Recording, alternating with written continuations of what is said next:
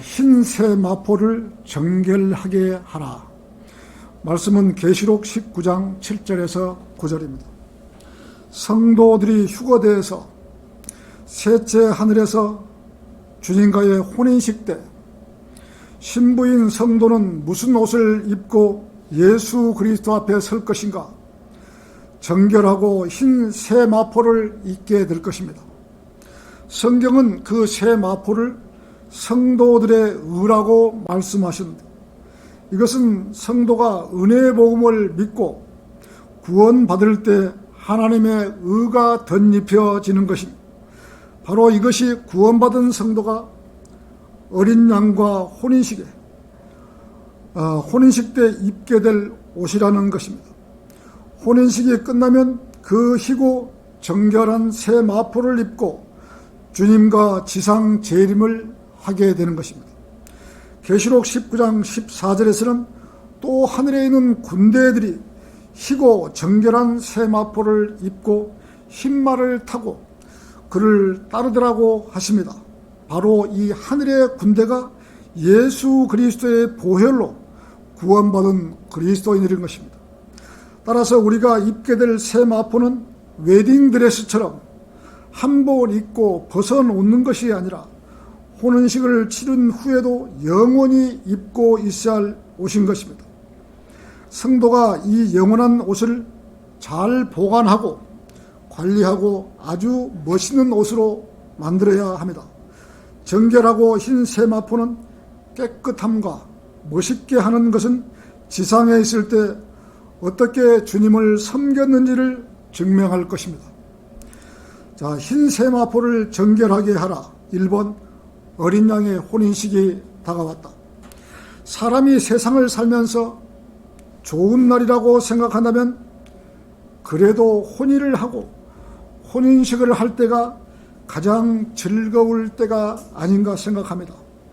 그래도 인생의 출발점에서 남편 될 사람을 만나서 결혼식을 한다든지 아내 될 사람을 만나서 인생의 연을 맺고 살기 위해서 혼인식을 한다는 것은 일생에서 가장 즐거운 날이 될 것입니다.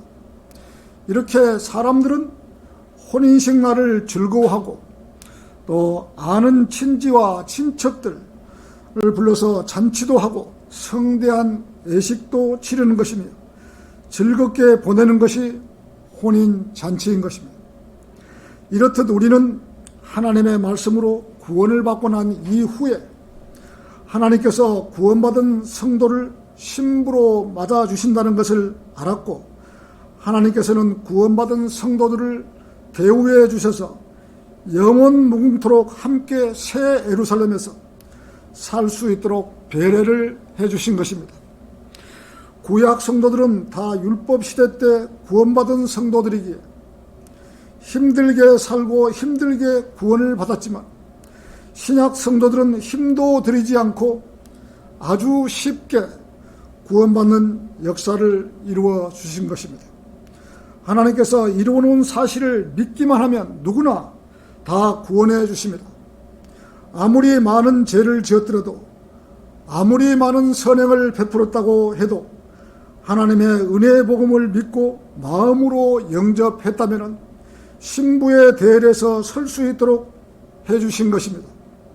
하나님의 말씀으로 거듭난 성도는 하나님께서 자기의 아들 예수 그리스도의 신부로 맞이할 수 있도록 특권을 부여해 주신 것이며, 앞으로 주 예수 그리스도의 신부로서 영원 무궁토록 새 예루살렘에서 살 수 있는 특권을 부여해 주신 것입니다.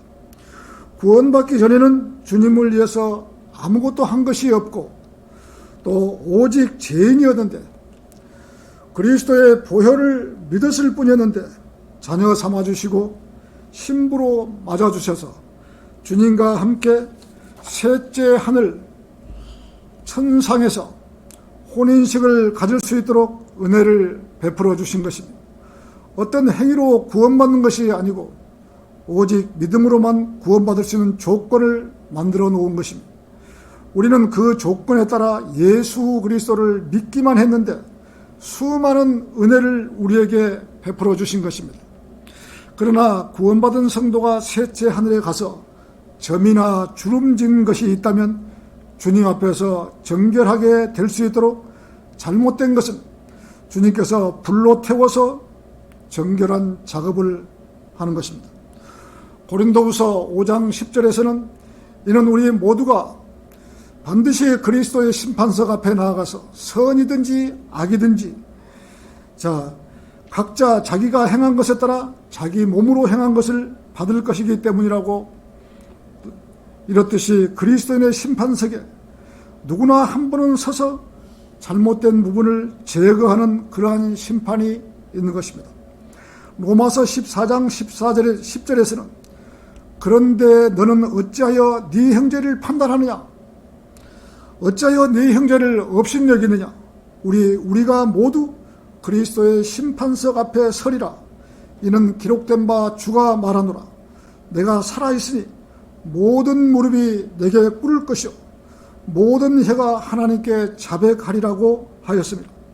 그러므로 우리 각 사람이 하나님께서 자신에 관하여 설명하리라는 하나님께 자신에 대해 우리가 설명을 해야 되는 부분입니다. 우리는 모두 그리스도의 심판석에서 한 번은 서야 합니다. 서서 왜 그렇게 했느냐고 해명을 하는 시간을 갖게 되는 것입니다.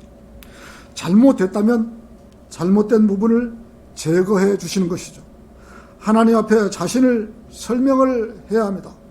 그렇기 때문에 우리가 이 지상에 사는 날 바르게 행동을 해야 하며 모든 성도들을 위해 올바르게 그리스도인답게 처신해야 하는 것입니다. 우리는 빈말이라도 우리가 했던 말에 대해서 해명을 해야 된다는 사실을 잊지 말아야 합니다. 마태복음 12장 36절에서는 그러나 내가 너희에게 말하노니 사람이 말하는 어떠한 빈말이라도 심판날에는 그에 관하여 설명하게 되리라고 하였습니다. 이렇게 신부가 점이나 주름진 것이 없도록 잘못된 부분을 불에 태워서 깨끗한 상태에서 혼인식을 합니다. 오늘 본문 계시록 19장 7절에서는 기뻐하고 즐거워하며 그분께 종기를 돌리세요. 이는 어린 양의 혼인식이 다가왔고 그의 아내도 자신을 예비하였음이라고 하셨습니다. 그리스도의 신부는 이제 결혼할 준비를 하기에 그녀는 점이나 주름진 것이 없이 영광스러운 교회가 되어야 하는 것입니다. 에베소서 5장 26절에서 27절은 이는 그가 교회를 말씀에 의한 물로 씻어 거룩하게 하시고 깨끗하게 하사 자기 앞에 영광스러운 교회로 나타내서 점이나 주름진 것이나 또한 그런 것들이 없이 거룩하고 흠없게 하려 하심이니라. 사람이 구원을 받게 되면 우리 육신으로는 할 수 없는 영적 변화가 일어나는 것입니다. 구원받는 순간 38가지 변화가 되면서 우리는 하나님의 나라로 밀려 들어가는 것입니다. 이 하나님의 나라는 먹고 마시는 것이 아닙니다. 다만 성령 안에서 의와 화평과 기쁨이라고 하셨습니다. 구원받은 성도가 들어가는 나라가 바로 이 하나님 나라인 것입니다. 구원받은 성도가 신부의 일부분이 되고 각 조직의 세포의 일부분이 되며 각 조직의 세포의 일원으로서 한 몸, 신부의 몸을 이루는 것입니다.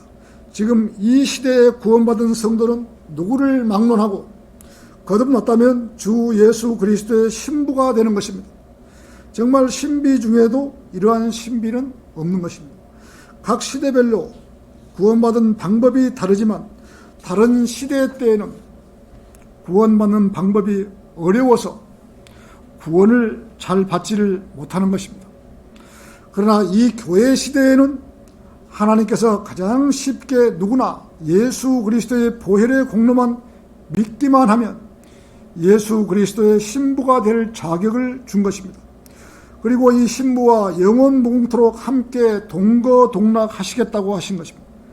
세상에도 결혼하기 전에 아주 잘 살았든지 또 아니면 아주 잘못 살았든지 하더라도 혼인을 하고 남편을 잘 만나든지 아니면 아내를 잘 만나면 일평생 동안 아주 행복하게 살아갈 수 있는 것입니다.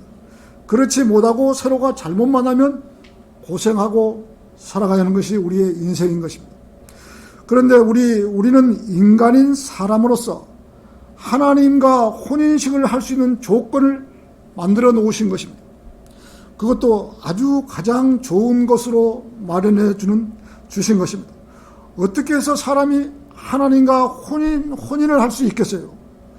하나님께서 이 우주 만물을 창조하시고 신부를 얻기 위해서 육신을 입고 이 땅에 오셔서 십자가에 모진 고난을 당하시고 죽기까지 하신 것입니다. 그리고 3일 만에 다시 살아나셔서 500명이 넘는 증인들이 보는 데서 하늘로 들러 올라가신 것입니다. 우리 고린도전서 15장 1절에서 6절을 한번 보시겠습니다. 고린도전서 15장 1절에서 6절입니다.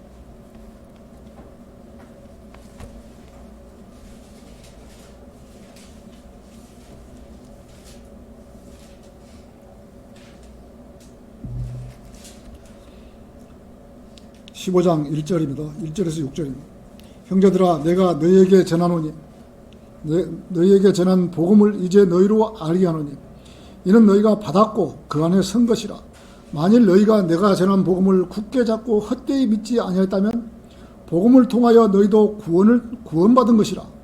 내가 받은 것을 먼저 너희에게 전달하였나니 이는 성경대로 그리스도께서 우리의 죄들로 인하여 죽으시고 장사되셨다가 성경대로 셋째 날에 다시 살아나셔서 게바에게 보이시고 그 후에 12사도에게 보이신 것이라.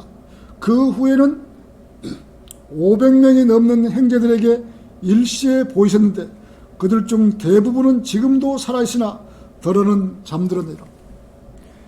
지금 이 성경 말씀은 그때 당시에 성경을 쓸 때 이 예수님께서 살아계실 그 500명이 넘는 사람들이 다 보시고 그때 이 글을 쓸 동안에 살아있는 사람도 있었고 돌아가신 분도 있었다 이거죠. 그래서 500명이 넘는 사람들이 이 증인들이 있다 이거죠. 예수님 부활하시는 것을. 하나님께서 아담을 창조하시고 창세기 2장 18절에서 남자가 혼자 있는 것이 좋지 않으니 내가 그를 위하여 돕는 자를 지으리라 하시며 하나님께서 아담을 깊은 잠에 빠지게 하시니 그가 잠드니라. 하나님께서 그의 갈빗뼈 중에서 하나를 취하시고 살로 대신 거기를 채우시더라. 주 하나님께서 남자에게 취했던 갈빗뼈로 여자를 지으셔서 그네를 그 남자에게 데려오시니라고 하신 것입니다. 이렇듯 아담도 아내를 맞이하기 위해서 갈빗뼈를 내주는 고통을 당했습니다. 우리 주님은 신부를 구하기 위해서 자기 생명을 내어주셨던 것이죠. 이 우주 만물을 창조해 두시고 영원토록 살아갈 동반자를 구한 것입니다. 사람이 세상에서 제 아무리 돈이 많고 명예가 있다 해도 마음 터놓고 얘기할 아내나 남편이나 동반자가 없다면 속 시원하게 말도 못하는 것입니다. 남에게 아무리 말을 해도 돌아서면 오히려 그 사람이 욕을 하는 것입니다. 함께 살아갈 동반자가 없다면 어디로 여행 한 번이라도 할 수 있겠어요? 어디 여행을 혼자 가면 무슨 재미로 여행을 합니까? 대화할 동반자가 있어야 여행도 재미있고 여행할 맛도 나는 것이죠. 하나님께서 우주 만물을 지어놓고 동반자를 찾기 위해 사람을 창조하고 이 지상에 사람을 살리고 그 중에 하나님을 믿는 사람들을 믿기만 하면 신부로 맞아들이는 것입니다. 한 번 신부가 되면 영원 무궁토록 영원한 세계에서 영원토록 사랑하는 특권을 누리는 것입니다. 우리는 구약에서 하나님을 잘 믿고 구원받은 사람들을 볼 수가 있는 것입니다. 하나님께서 이 우주 만물을 다 창조하셨는데 전부 다 이 종들 다 만들었는데 신부가 없잖아요. 신부가 없는데 이 우주 만물을 창조하신 분이 얼마나 참 외롭겠어요. 그래서 사람을 지으시고 이 신부를 구하려고 애를 쓴 것이죠. 제가 이거 말씀드리지만 이 구약의 신랑의 친구들이 누군지, 왕후가 누군지, 후궁이 누군지, 이런 사람들이 많이 있지만은 그래도 신부를 구하려고, 지금 예수 그리스도께서 2000년 전에 이 신부를 구하려고 십자가에서 달려 돌아가시고 자기 목숨까지 내놓으신 거예요. 그래서 지금 교회 시대 때 우리가 그 사실을 믿기만 하면 신부의 대열에 끼워주는 거예요. 신부의 대열.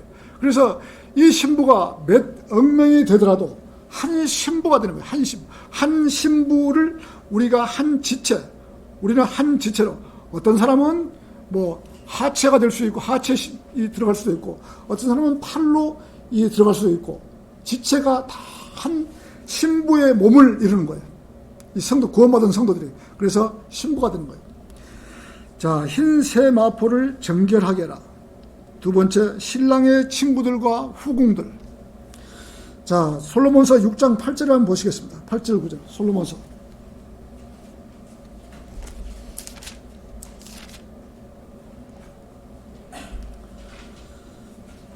다 찾으셨습니까? 솔로몬서 6장 8절에서 9절. 왕후가 60이요 후궁이 80이요 처녀들은 셀 수도 없으나 나의 비둘기 나의 더럽혀지지 않는 자는 오직 하나요. 그녀는 어머니의 외동딸이며 그녀를 낳은 어머니의 귀한 사람이라. 딸들이 그녀를 보고 그녀를 축복하니 정녕 왕후들과 후궁들과 그들이 그녀를 칭찬하는도다. 이 칭찬하는 지금 신부를 지금 칭찬하는 거예요. 신부. 왕후들과 후궁들과 처녀들이. 자, 이렇게 신부를 칭찬. 여기에서 첫 번째 신랑은 누구입니까? 신랑은 영광의 주 예수 그리스도인 것입니다. 예수 그리스도의 초림 때 누가복음 5장 34절에서는 주께서 그들에게 말씀하시기를 너희는 신혼방의 아이들이 신랑과 함께 있는 동안 금식하게 할 수 있겠느냐? 그러나 신랑을 그들에게서 빼앗길 날들이 오리니 그러면 그날에는 그들도 금식하리라. 예수님 살아계실 때 지금 제자들이 함께 있었대. 여기에서 신랑은 있지만 신부는 없는 것을 볼 수 있어요. 신랑만 있지 신부는 없습니다. 예수님 초리 때 오셔서 제자들과 함께 있을 때. 신혼방의 아이들은 초림 당시 예수님을 따르던 제자들이었습니다. 이 말씀은 예수님이 십자가 사건 이전이었습니다. 십자가 사건 피 흘리기 전 이 제자들하고 같이 있던 것입니다. 자, 그래서 신랑은 예수 그리스도가 되는 것입니다. 자, 두 번째, 신부는 하나뿐인 자, 매우 값진 진주로 표현하고 있습니다. 마태복음 13장 46절에서는 그가 매우 값진 진주를 하나 찾아 가서 자기의 모든 소유를 팔아 그것을 샀느니라. 이렇듯 주님께서는 목숨마저 내어주면서 신부 곧 진주를 찾았던 것입니다. 고린도전서 6장 20절에서는 너희는 값을 치르고 산 것이니 그러므로 하나님의 것인 너희 몸과 너희 영으로 하나님께 영광을 돌리라고 하신 것입니다. 자, 세 번째.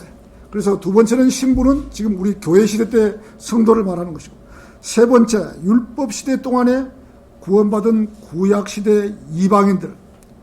이 율법 시대, 모세부터 이 침례인 요한까지 이 구약 시대 때 구원받은 이방인들, 그 시대 그 기간에 구원받은 이방인들은 궁녀들이나 손님들입니다. 궁녀들이나 손님들. 마태복음 22장 10절에서는 종들이 대로에 나가서 악하거나 선하거나 만나는 대로 다 불러오니 그 혼인잔치가 손님들로 가득 찼더라. 율법 시대 때 구원받은 이방인들은 궁녀들이나 손님들인 것입니다. 자, 네 번째, 신랑의 친구들은, 자, 누구입니까? 율법하에서 율법을 지키는 유대인 성도들, 모세로부터 침례인 요한까지 신랑의 친구들인 것입니다. 요한복음 3장 29절에서는 신부를 얻는 사람은 신랑이지만 신랑의 친구는 곁에 서서 신랑의 음성을 듣고 그 음성으로 인하여 크게 기뻐하느니라. 구약시대 때 이 모세부터 침례인 요한까지가 신랑의 친구들이에요. 자, 다섯 번째, 처녀들은 누구입니까? 환란시대 때 끝까지 견디는 자들, 유대인들이 것이다. 처녀들이. 이들은 마태복음 25장에서 처녀들이라고 불립니다. 우리가 지난번 설교한 것처럼 마태복음 25장 1절에서는 그때 천국은 등불을 들고 신랑을 맞으러 나간 10명의 처녀들 같으니라고 했습니다. 이 처녀들이 환란시대 때의 유대인들이며 14만 4천 명도 이 처녀들에 포함되는 것입니다. 자, 여섯 번째, 아무도 셀 수 없는 큰 무리, 잔치에 초대된 사람들입니다. 이 사람들은 환란시대 때 이방인들, 자, 계시록 7장에서 한번 7장 9절을 한번 보시죠. 계시록 7장 9절.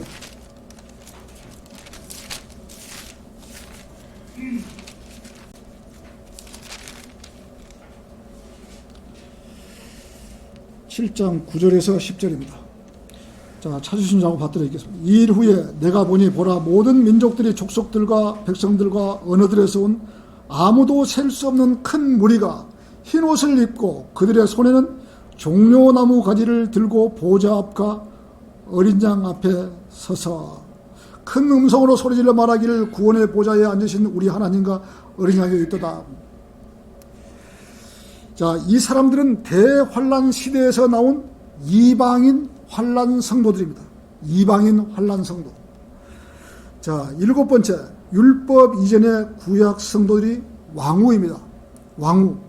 아벨, 셋, 노아, 에녹, 아브라함, 이삭, 야곱, 요셉 등 이들도 참석해야 할 것입니다. 혼인잔치에 참석해야 되는 것입니다. 마태복음 8장 11절에서는 또 내가 너에게 말하노니 많은 사람이 동과 서에서 와서 아브라함과 이삭과 야곱과 더불어 천국에 앉으려니와 하십니다. 왕후는 이방인들이 유대인에게 오는 예표가 되는 것입니다. 시바 여왕이 솔로몬에게 온 것은 천년왕국 때 이방인들이 예수 그리스도께 오는 예표를 말하는 것입니다. 이것은 구약시대 때 이방인들이 구원받는 방법을 말해주는 것입니다. 구약시대 때는 이방인들이 구원을 받으려면 유대인들한테 가야만이 구원을 받을 수가 있는 것입니다. 이 구원은 유대인에게 나오기 때문에 그 외에는 밖에서는 구원받을 수가 없어요. 이스라엘 나라를 찾아가서 그 나라에서 어떤 이 이스라엘 사람들을 섬겼다 그러면은 그때 당시에 구원을 받는 거예요. 그 외에는 구원받을 수가 없는 거예요. 자, 여덟 번째, 그러면 후궁은 누구입니까? 후궁. 자, 율법 시대 때 구약의 이방인들인 것입니다. 율법 시대. 솔로몬서 6장에서 나온 왕후가 60이요 후궁이 80이요 후궁은 이집트의 여인 하갈이 대표적인 예인 것입니다. 후처는 유업을 얻을 수 없는 것이죠. 혼인잔치는 유대인이 아닌 손님들로 가득 찰 것입니다. 손님들은 환란 시대 때 이방인들이고 초대하지 않는 손님도 있다는 것입니다. 이 잔치를 하는데 이 하얀 옷을 입지 않고 참석하는 사람도 있다는 것이에요. 마태복음 22장 12절에서는 그에게 말하기를 친구여 그대는 어찌하여 예복도 입지 않고 여기에 들어왔는가? 라고 하니 그가 아무 말도 없었더라. 자, 손님 중에는 합당치 않는 손님도 있다는 것입니다. 22장 8절에서는 혼인잔치는 마련되었으나 초대받는 사람은 합당치 않도다. 합당치 않는 손님은 혼인잔치에서 쫓겨나는 것입니다.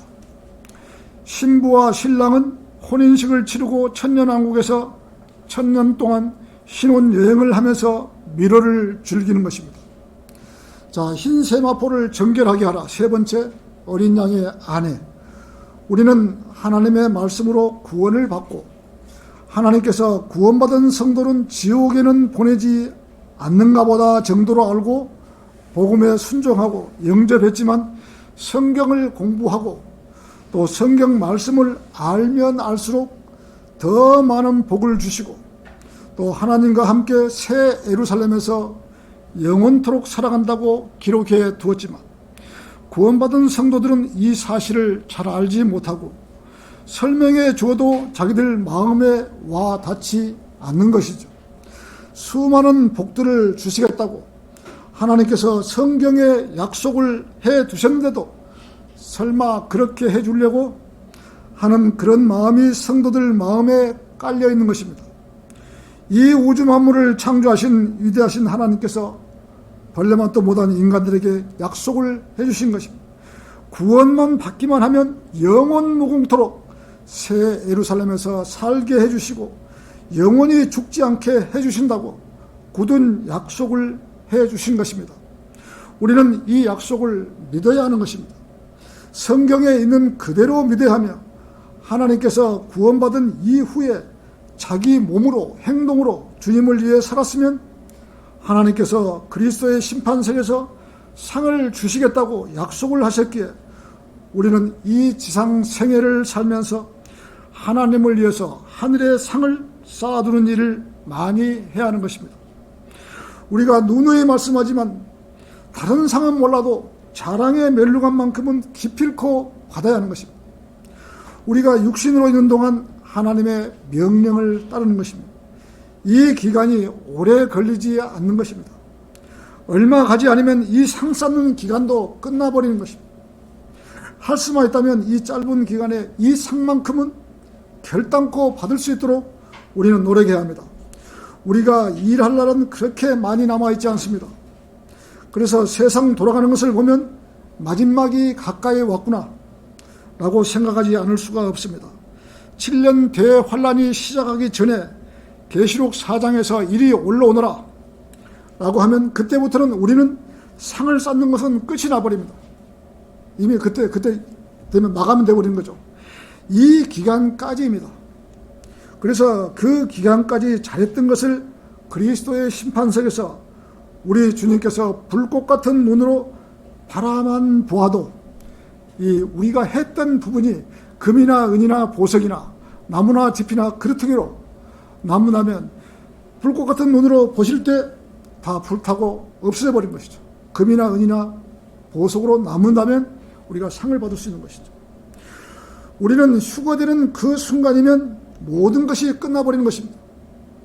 그러기에 우리는 살아있는 동안 잘 살아야 하며 천상에서 상 받는 자리가 끝나면 계시록 19장에서 이 1절에서 6절 보면은 하늘에서 4번의 할렐루야가 있습니다.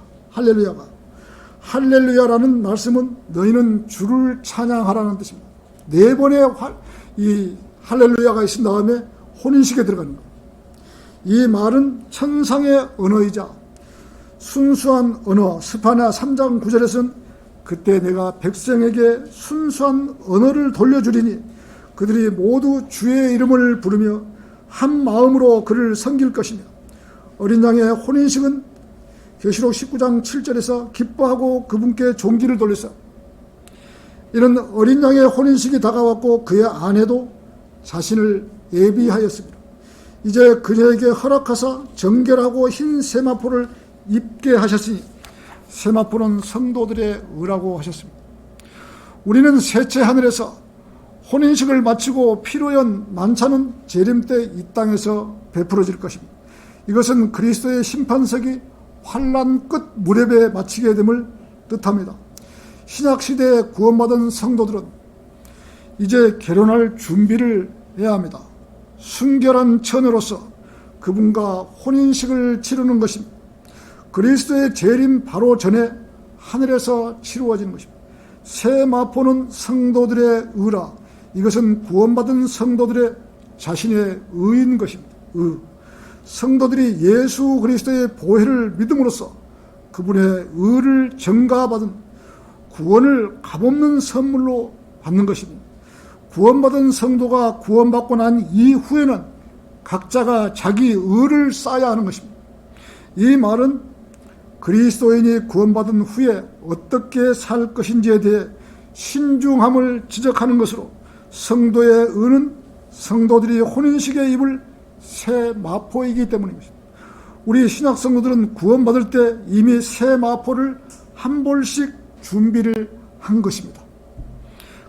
자, 그것을 휴거 때 변화된 몸을 입고 올라갈 때 새 마포로 갈아입고 영원토록 살아가는 것입니다. 우리는 지금은 알 수 없지만 하나님을 위해서 살았던 사람과 구원만 받고 세상 사람과 똑같이 산 사람은 차이가 있을 것입니다. 구약 시절에 이스라엘 사람들은 광야에서 40년 동안 살면서 옷이나 신발이 헤어지지 않았던 것처럼 우리의 새 마포도 닳거나 헤어지지 않을 것입니다. 그렇기 때문에 우리는 이 지상 생애에 살면서 새 마포를 위해 성도들의 의를 쌓아야 하는 것입니다. 자, 신약시대 그리스도인들은 이렇게 새 마포를 입을 수 있지만 환난 성도들은 이 새 마포를 입지 못하고 벗은 채로 나타날 수도 있다는 것입니다. 계시록 16장 15절에서는 보라, 내가 도둑같이 오리니 깨어있어 자기 옷을 지켜서 벗은 채로 다니지 아니하고 사람들에게 자기 수치를 보이지 않는 자는 복이 있다고 하신 것입니다. 이 신약시대에 구원받은 사람들과 환난시대에 끝까지 견뎌야 구원받은 사람들과 차이점인 것입니다.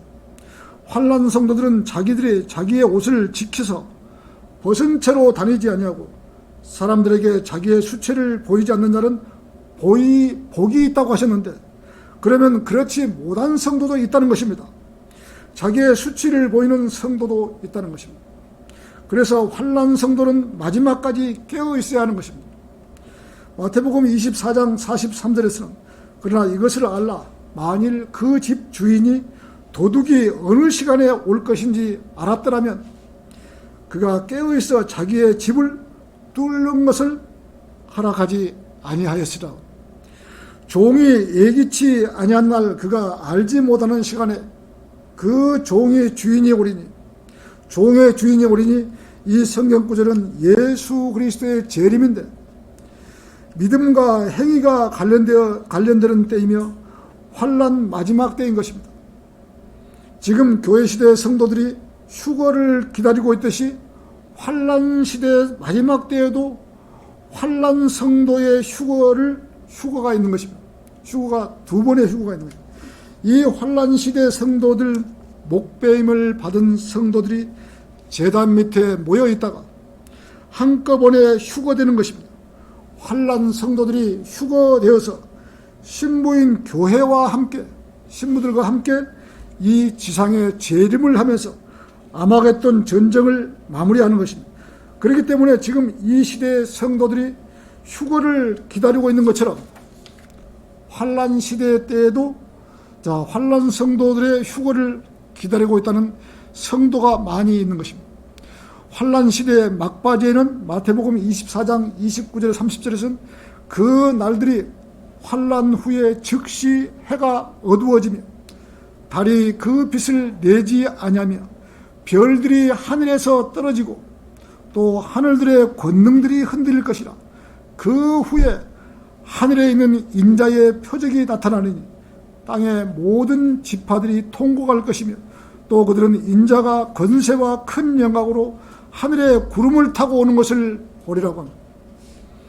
또 주께서 큰 나팔소리와 함께 천사들을 보내시리니 그들이 하늘 이편 끝에서 저편 끝까지 사방에서 그의 택하신 사람들을 함께 모을 것이다. 7년 대환란이 끝나면은 천사들이 다니면서 살아남아있는 사람들을 한 군데 모인다 이거죠. 자, 대환란이 끝나면 각처에서 숨어서 지내면서 믿음을 끝까지 지켰던 사람들을 천사들이 다니면서 다 한 군데로 모으는 것을 볼 수 있는 것입니다. 환란 시대 때 어려움 중에도 다른 성도를 도왔거나 의로운 행실을 하면 성도들의 의가 쌓이는 것입니다. 지금 우리 은혜 시대 때에도 성도들을 도왔거나 교회에 봉사를 했거나 복음을 전파했거나 하나님을 위해서 몸으로 행위로 했다면 의로운 행실로 상을 쌓이게 되는 것입니다. 여기에서 환난 성도들도 행위가 구원을 이루는 사람들이 나타납니다. 계시록 6장 11절에서는 그러자 각자에게 긴 흰옷을 주시면서 그들의 동료 종과 형제들도 그처럼 죽임을 당하여 그 수가 가득 채워질 때까지 잠시만 더 쉬라고 환난 성도, 목베임 받는 성도들이 롯제단 밑에 기다리고 있으면서 하얀 흰옷을 주면서 잠시만 더 기다려라. 숫자가 채워지기까지 기다리라고 한 거예요. 계시록 7장 13절에서 14절은 그때 장로 가운데 한 사람이 대답하여 나에게 말하기를 흰옷을 입은 사람들이 누구며 어디서 왔느냐 하기에 내가 그에게 말씀드리기를 주여 당신이 아시나이다. 아니 그가 내게 말하기를 이들은 대환난에서 나온 사람들이며 자기들의 옷을 씻어 어린 양의 피로 희게 하였느니라. 계시록 12장 11절에서는 그들이 어린 양의 피와 자기들이 증거한 말로 그를 이겼으니 그들은 죽기까지 자기들의 생명을 사랑하지 아니하였도다. 자기 환난 시대 때 목을 내놓은 사람, 이 사람들이 환난 성도. 계시록 14장 12절에서는 여기 성도들의 인내가 있으며 여기에 하나님의 계명들과 예수의 믿음을 지키는 자들이 있느니라고 하더라. 이렇게 교회 시대가 끝나고 환난 시대에도 믿음을 끝까지 지키는 환난 성도들이 있습니다. 그들은 믿음을 지키기 위해서 자기의 목을 내어놓는 사람들이 많이 있는 것입니다. 우리는 여기에서 신약 성도, 우리에게 영적인 교훈을 주셨습니다. 계시록 13장 17절에서 18절은 내가 말하기를 나는 부자며 부유하고 아무것도 부족한 것이 없다고 하지만 너는 비참하고 가련하며 가난하고 눈멀고 헐벗은 것을 알지 못하는도다. 내가 너에게 권고하노니 내게서 불로 달려든 금을 사서, 지금 우리에게 주어진 금을 사서 부유하게 되고 흰옷을 사서 입음으로 너의 벌거벗은 수치를 드러내지 않게 하며 또 안약을 내 눈에 발라 보게 하라. 이 구절은 그리스도의 삶 가운데서 힘든 시련과 역경과 슬픔에 부딪혀서 신음하면서도 산 소망을 꼭 잡고 놓지 말아야 하는 것을 설명합니다. 우리에게는 믿음의 시련이 있기 마련입니다. 그리스도인이라면 누구나 믿음의 시련을 거치는 것입니다. 어째서 믿음의 시련을 거치는 것인가? 성도가 시련을 거치면서 자기의 믿음을 정금같이 깨끗하기 위하여 시련을 겪게 되는 것입니다. 그리스도의 믿음의 시련을 겪고 난 이후에 예수 그리스도께서 나타나실 때 칭찬과 존귀와 영광을 받게 하기 위하여 구원받은 성도에게 시련을 겪게 하는 것입니다. 주님께서 다시 오실 때 성도들을 칭찬하시고 존귀하게 여겨주시며 영광스럽게 하시고자 하는 것입니다. 성도가 이 세상에 사는 날 동안 땅에다가 보물을 쌓아두지 아니하고 하늘에다가 보물을 쌓아둬야 합니다. 이렇게 했을 때 이 상을 불로써 확인해 볼 것입니다. 그리고 그에 합당한 상을 주실 것이며, 그러나 이 금보다 더 귀한 것은 성도 각자의 믿음인 것입니다. 이 믿음은 그리스도의 심판석 앞에 나아가기 전 이 지상에 사는 날 동안에 시험을 받게 되고 그 시험을 믿음으로 이겨내고 통과하게 될 때 성도의 믿음은 금보다 더 귀하게 평가될 것입니다. 그리하여 그리스도께서 나타나실 때 칭찬과 존귀와 영광을 받게 됩니다. 그렇게 하기 위해서 성도들에게 시련과 고난을 겪게 하셔서 정금 같은 믿음을 주시는 것입니다. 오늘 결론을 맺겠습니다. 신부는 교회 시대 때 구원받은 성도들은 신랑이신 예수 그리스도와 천상에서 혼인식을 거행합니다. 혼인식을 거행하기 전에 신부가 될 성도들의 잘못된 부분과 잘한 부분을 불꽃 같은 눈으로 확인하시고 금이나 은이나 보석으로 남는 것은 주님께서 상을 주시고 나무나 짚이나 그루터기로 남는 것은 다 불에 태우셔서 신부를 점이나 주른 것이 없이 깨끗하게 제거하시고 주님과 혼인을 맺는 것입니다. 우리의 주름진 거나 이 잘못된 부분을 놔두고 혼인식을 할 수는 없는 거죠. 다 잘못된 부분을 제거를 하고 혼인식을 한 것입니다. 이 자리는 성도들을 심판하는 자리가 아니라 잘한 것을 찾아 보상해 주셔서 멸류관을 주는 자리가 될 것입니다. 잘한 사람은 멸류관을 받을 것이고, 이 지상에서 구원만 받고 자기 마음대로 살아버렸다면 아무런 상을 받지 못할 것입니다. 그리고 나서 할렐루야 주님을 찬양하라고 4번 울려 퍼지고 혼인식이 거행할 것입니다. 성도가 이 지상에 살면서 구원받고 난 이후에 하나님을 위해 살았다면 상도 주시고 입보이는 새 마포도 더 화려하게 빛날 것입니다. 더 아름답게 꾸며진 새 마포를 입고 혼인식에 참여할 것입니다. 그렇기 때문에 우리는 이 지상에 사는 날 자기가 입을 새 마포를 더 아름답게 꾸미고 더럽혀지지 않도록 해야 하며 혼인하고 이 지상에 내려와서 혼인 잔치할 때 신랑의 친구 모세로부터 요한까지 구약 성도들이 참석할 것이며 많은 손님들이 참석할 것입니다. 이들은 환란 시대 때 구원받은 환란 성도가 될 것이며 궁녀들과 손님들, 율법 시대 때 구원받은 이방인들입니다. 왕후나 후궁이나 손님들이 대거 참여하는 것이며 계시록 9장 9절에서는 그때 그가 내게 말하기를 어린 양의 혼인잔치에 초대된 그들은 복이 있다고 기록하라 하고 또 내게 말하기를 이것들은 참된 하나님의 말씀들이라고 하더라. 이렇듯 수많은 성도가 참석을 해서 혼인잔치를 하는 것이며 지금 이 시대에 구원받은 성도들은 신부로서 혼인잔치에 참석하고 주님과 함께 천년의 세월을 주님과 함께 미래를 즐길 것입니다.